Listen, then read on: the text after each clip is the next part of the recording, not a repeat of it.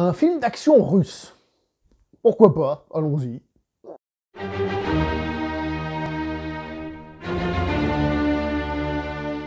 Bonjour à vous les cinéphiles et bienvenue pour cette nouvelle critique en post-projection, un peu comme pour le film T-34, en post-projection un peu dans les mêmes conditions, puisque je pense que ça doit être la même association qui a fait que ce film passe au cinéma près de chez moi. Et donc, je suis allé voir ce film, encore une fois en VO russe, sous-titré anglais. Donc voilà, le film est, paraît-il, tout récent, hein, il est, je crois, sorti en septembre en Russie, donc certes, on a un petit peu de retard, mais c'est pas non plus, waouh, c'est pas non plus catastrophique, surtout que je pense que pas beaucoup de monde a entendu parler de ce film. Donc ce film est réalisé par Monsieur Karen Oganessian. Je suis un peu déçu parce qu'avec le nom, j'aurais espéré que ce soit une dame. Je me suis dit, ce serait cool qu'il y ait une dame aussi en Russie qui fasse des films d'action purs, on va dire. Après, indépendamment de la qualité du film, j'aurais trouvé ça cool, mais j'ai cherché et c'est un homme. Voilà. Dans le rôle principal, on retrouve Alexander Petrov, l'acteur qu'on a pu voir dans Anna de Luc Besson, par exemple, un petit rôle, et dans T-34, donc du coup, le mec, ça devient l'acteur russe que je connais, quoi. Limite, j'ai de la culture dans le cinéma russe à travers ce gars-là. Ça fait plaisir de le revoir en tant que tel. Et on a, si je me dis pas trop faux, Svetlana Kodchenkova. Voilà, il y a évidemment d'autres acteurs, mais ça, ce sont clairement les principaux. Alors, qu'est-ce que j'ai pensé de ce film? Bah, c'est pas bon, c'est clairement pas bon. Note, allez, 4 sur 10, parce que les scènes d'action sont mal filmées, par exemple, et dans un film d'action, c'est important. Mais attention! Attention, attention, elles sont aussi mal filmées que dans n'importe quel film d'action américain. Ce que je veux dire, c'est que si ce film était américain, il y en a plein qui seraient allés le voir et qui me laisseraient des commentaires « Non, mais moi, je trouve ça trop cool et tout ». Ce serait pareil, hein, je connais, je commence à en avoir l'habitude. Hein. Donc non, les scènes d'action sont pas très réussies, et enfin, le reste du film, en règle générale, est pas très réussi non plus. Et ben, donc on va parler de l'action, donc de la mise en scène en règle générale, mais d'abord des scènes d'action. Le film commence par 2-3 scènes d'action à main nue. Et d'entrée de jeu, j'ai fait ouf, ouf, ouf, ouf, ouf. Au début, j'espère que ce soit juste le premier ou un truc comme ça, mais non, mais non. Comment vous expliquer ça? L'adversaire est là, il attaque, ralenti. L'autre, il esquive, ralenti. Il contre, ralenti. À des moments, tu as une accélération, par exemple, il se prend un coup, quand il tombe, bam bam, c'est vitesse normale, il sait pas où il est, là c'est normal, l'adversaire revient, ralenti. J'étais, mon Dieu. Alors, je stéréotype, hein, je vous laisserai revoir le film ou les scènes pour voir exactement comment c'est fait. Mais voilà, c'est pas terrible à ce niveau-là. Qui plus est, le réalisateur, il essaye des plans un peu intéressants, il essaye de faire quelque chose, des plans qui sortent un peu de l'ordinaire. Le problème, c'est que ça ne sert pas le film, ça ne sert pas la scène d'action, que ce soit dans le, comment dire ça, dans le rythme de la scène d'action, ou alors dans le côté dramatique de la scène d'action, je veux dire par là, un côté, par exemple, je sais pas, moi je suis blessé, je risque de mourir, je vois pas très bien, je vois flou, et là, par exemple, là, ce serait justifié, les ralentis, il se prend les coups, donc ce serait plus une vision dramatique de la scène d'action, hein, ou alors une vision plus, on va dire, chorégraphie, belle, esthétique, plus athlétique de la scène d'action. Et ben, en fait, la mise en scène, en règle générale, n'aide ni à l'un, ni à l'autre, et ces effets de caméra qui peuvent paraître cool, et ben en fait, ils gâchent clairement la chose. C'est un petit peu dommage. Peu après, on a une autre scène de baston, cette fois-ci avec la demoiselle du film, donc Svetlana Kodchenkova, si je ne me trompe pas. Et là, vous voyez, on se retrouve dans une publicité. Vous savez, les publicités, quand elles font parfois des parodies de scènes d'action, hein, parce que forcément, c'est un petit budget, alors on fait un peu de deuxième degré, et ben on est là-dedans. On est un peu, si vous voulez, dans un Bollywood, mais un Bollywood qui s'assume pas, qui voudrait être sérieux. Je vous explique. Ils sont dans un couloir. Déjà, il y a le mec, il avance comme ça, vous savez, il a du gel dans les cheveux, il a les cheveux un peu relevés, comme ça. Et le mec, il se recoiffe avant le combat. Tu vois? Et là, la demoiselle, elle avance et elle fait au ralenti. Pour réchauffer la nuque. J'ai fait, mon Dieu, my God que c'est pas bon. Ensuite, la scène d'action d'après, c'est une scène qui se passe en Allemagne, parce que oui, le film se passe à plusieurs endroits, ça c'est cool, hein, c'est un film un peu d'espionnage en même temps. Et là donc, on se tire dessus enfin, peut-être que là, ça va être mieux, peut-être que bon, le corps à corps, c'est pas son truc, hein. Eh ben non, c'est pas mieux, parce que là, la spatialisation, c'est très mauvais. Alors bon, on n'a pas forcément toujours une caméra qui tremble, qui rend les gestes en eux-mêmes incompréhensibles, mais c'est incompréhensible au niveau de la situation des personnages, qui est où, pourquoi, par rapport à qui dans la scène. Et ça manque parce qu'on se tire dessus, mais on ne comprend pas trop. Et donc voilà, les scènes d'action sont en règle générale pas terribles. Elles évoluent un peu pendant le film.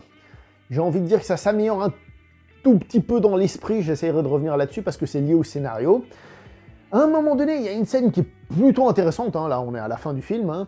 Je sais pas comment ça s'appelle, vous savez les espèces de planches là, pour l'eau, où en fait on branche le tube, et comment dire ça, on fait passer l'eau pleine vitesse, et ça projette l'eau vers le bas, et donc ça vole un petit peu, il y a ça dans Fort Boyard, je crois. Et ben il y a une scène où on utilise cet outil pour une scène d'action, les gens sont sur un bateau, ils se font attaquer par des gars qui sortent de l'eau. L'idée est bien, la mise en scène n'est pas folle, bon là au moins elle n'est pas dégueulasse, mais ouais, c'est dommage, il y a une bonne idée, c'est dommage que ce soit pas plus exploité.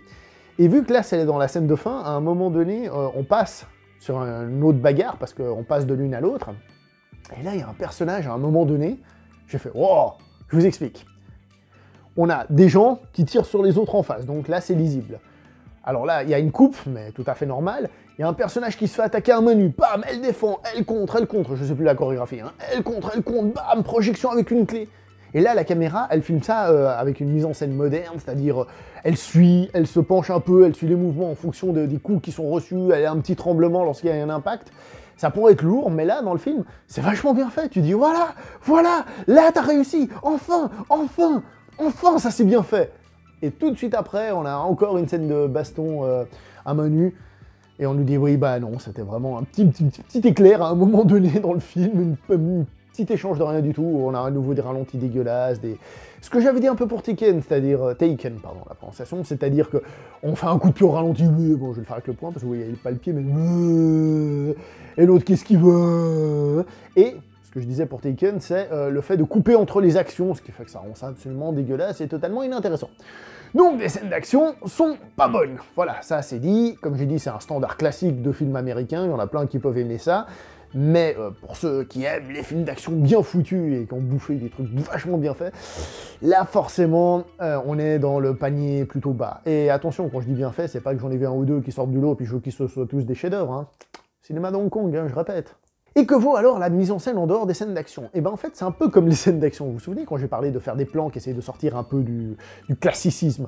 Il essaye d'en faire plein. Le problème, c'est que ça rend son film très clipesque, très clipesque et très tape à l'œil, qui essaye de se la jouer cool mais qui n'y arrive pas. Par exemple, il y a pas mal de scènes où il y a une espèce de filtre, pourtant tu regardes, tu dis la salle est bien éclairée, hein, la scène dans laquelle il tourne, il y a assez de lumière, mais il y a une espèce de filtre de couleur pour essayer de donner un genre, mais en fait ce filtre-là, il assombrit la scène tellement que tu te dis, mais en fait, on voit pas grand-chose, c'est pas très bien fait.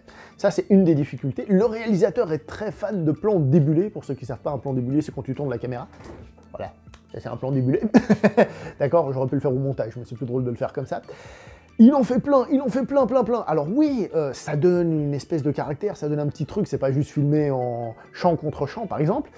Mais de la manière dont c'est fait, c'est pas terrible. Et c'est un peu chiant, parce que tu vois qu'il a une caméra qui est dynamique, qui arrête pas de bouger, souvent la caméra bouge et tout, et tu dis bien, il y a une idée, j'ai pas envie de lui cracher dessus à ce niveau-là, parce qu'il a envie de le faire, mais le résultat n'est pas bon à l'écran.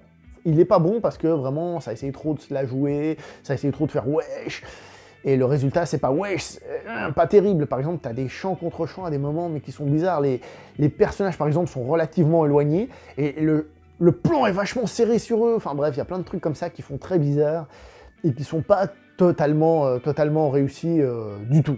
Voilà. La première partie du film peut être un petit peu déstabilisante aussi, parce que les acteurs jouent la scène de manière « wesh, trop cool », c'est-à-dire les mecs qui se font tirer dessus, puis sont là en train de se sourire, pendant la scène d'action, on court en train de se faire tirer dessus, puis on se marre. C'était assez pas terrible. Quand on voit le film sur sa longueur, hein, en entier, on comprend un peu mieux ce qui se passe là. Donc là, je parle un petit peu du scénario vite fait. C'est qu'en fait, cette partie-là du film est un peu une partie naïve, si on veut. C'est, voilà, on voit ça de manière cool, on est des super agents, qu'est-ce que ces mecs essayent de nous flinguer, quoi. C'est un peu ça l'idée. N'empêche que c'est pas terrible. Le film, après, évolue, là je vais parler des acteurs, et ils perdent un peu ce côté sourire niais, un peu facile, un peu bidon. Et, donc je vais aussi rester sur le scénario en même temps, c'est un film qui change beaucoup. C'est-à-dire, il y a beaucoup de rebondissements. Oh, c'est un traître. Oh, ce n'est pas un traître. Oui, c'est un traître. J'exagère un peu. Ce qui fait que les acteurs passent par différentes phases dans leur interprétation. Et, par exemple, l'acteur principal, Alexander Petrov, sur la fin, il commence à être un petit peu plus classe, un petit peu plus cool. Il a un regard un peu plus cool, tout simplement. Alors, c'est pas aussi bien exploité que dans T-34, par exemple, où je trouvais que, bon, il le faisait toujours tirer la gueule comme ça, mais je trouvais que ça allait, c'était pas extraordinaire, mais c'était bien. Là, franchement, on a toute une partie du film où c'est pas génial, jusqu'à la fin, où un petit peu plus, il a une certaine classe, certaine présence, voilà. En ce qui concerne Svetlana, je vais le lire, hein. En ce qui concerne Svetlana Kodchenkova, eh ben, elle aussi, donc elle passe par plusieurs phases. très souvent, je trouve qu'elle joue pas très bien. Elle est un petit peu à côté de la plaque. Alexandra Petrov est un petit peu mieux en règle générale. Elle, je trouve que...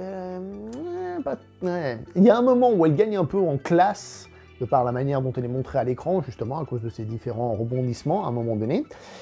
Mais en règle générale, je suis pas convaincu par son interprétation. Je profite, petite parenthèse quand même, il y a un casting de demoiselles à ce film, très très bien choisi, visuellement parlant. Même les plus discrètes sont très très jolies. Dans ce film, ils se sont dit, c'est un film pour mecs, hein, c'est un film où on se tire dessus, on va mettre des actrices très très mignonnes. Et ça, je dois avouer que... ça c'est réussi par contre. Donc ouais, les acteurs, pas non plus très bien exploités, ou pas juste pas très bons. Voilà quoi, il n'y a pas grand chose à dire de plus, c'est ça le problème, hein, au niveau des acteurs. Le scénario, bah comme j'ai dit, c'est un film d'espionnage avec de l'action, c'est cool d'avoir un film d'espionnage russe, quoi, alors qu'on voit toujours des films américains où les Russes c'est les méchants et tout. Voir une version russe, c'est cool, bah évidemment c'est une version soft, qui ne cherche avec ses personnes, hein. On n'est pas dans un truc où les Américains sont les méchants et tout ça. D'ailleurs c'est un film qui est dénué de patriotisme comme ça, donc ça c'est cool. Par rapport à T-34 par exemple, mais le film en lui-même essaye de jouer trop la carte, encore une fois cool, en mode oh, changement de situation, rebondissement, ce qui fait que tout ça perd un peu en crédibilité et en intérêt, j'ai trouvé personnellement au bout d'un moment, comme le reste ne fonctionnait pas, si on avait un truc qui nous accrochait, là je trouve que ça manque un peu aussi à ce niveau-là. Bon, je pense que vous l'aurez compris, c'est pas un bon film, c'est un film qui a un certain standing hein, au niveau de la production design. Pas forcément l'impression que c'est un blockbuster, mais on ressent pas le manque d'argent ni quoi que ce soit. Le problème du film, c'est que la mise en scène, qui essaye, alors, je parle pas des scènes d'action, qu'elles sont juste ratées, mais dans le reste, ils essayent de faire quelque chose, il y a un certain style, mais le style n'est pas terrible, hélas. Les acteurs, je pense qu'ils doivent pouvoir faire mieux, parce que là, c'était pas non plus la prestation du siècle. Hein. Et voilà quoi en fait. Le scénario qui relève pas spécialement le niveau non plus.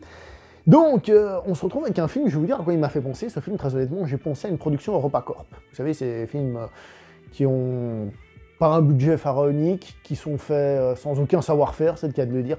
Ben, c'est l'impression que j'ai eu en regardant ce film-là, voilà. Donc, je suis désolé, Mère Russie, pas cette fois. Cette fois-ci, je peux pas. La prochaine fois, je retournerai voir un film si je peux, mais pas celui-là. Celui-là, j'ai pas trouvé terrible, désolé. Je vais donc m'arrêter là pour cette vidéo, n'oubliez pas de liker, commenter, partager, on se voit prochainement pour une prochaine vidéo, jusqu'à là, portez-vous bien, c'est ça la première fois qu'on se voit, abonnez-vous camarades, sinon c'est goulag, hein. Allez, ciao tout le monde.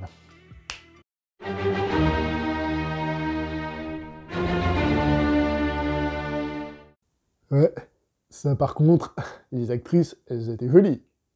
Ça c'est sûr.